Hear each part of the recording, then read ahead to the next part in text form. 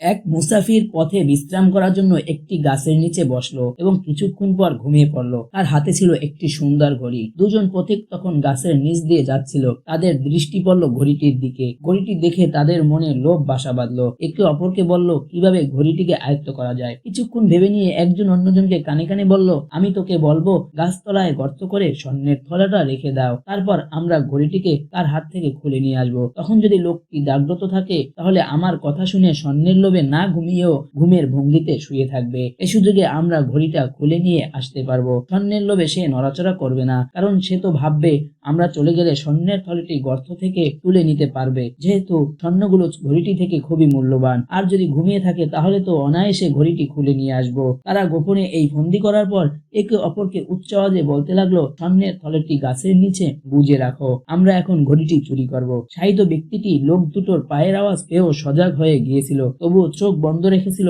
যখন একথা শুনলো তখন পড়ে গেল লোভে। মনে মনে ভাবতে লাগলো, ওরা আমার ঘড়িটি চুরি করতে আসলে আমি একটুও নড়াচড়া করব না, ওরা চলে গেলে স্বর্ণগুলো গর্ত থেকে উঠিয়ে নেব। একথা ভাবতে ভাবতে তারা ঘড়িটি চুরি করে নিয়ে পালিয়ে গেল। এরপর লোকটি কৃত্রিম ঘুম থেকে উঠে অনেকক্ষণ যাবৎ থলেটি খুঁজলো, কিন্তু কোনো গর্তের চিহ্ন খুঁজে পেল না। মাঝখানে সে ঘড়িটি হারালো। লোভের পরিণতি এমনই হয়।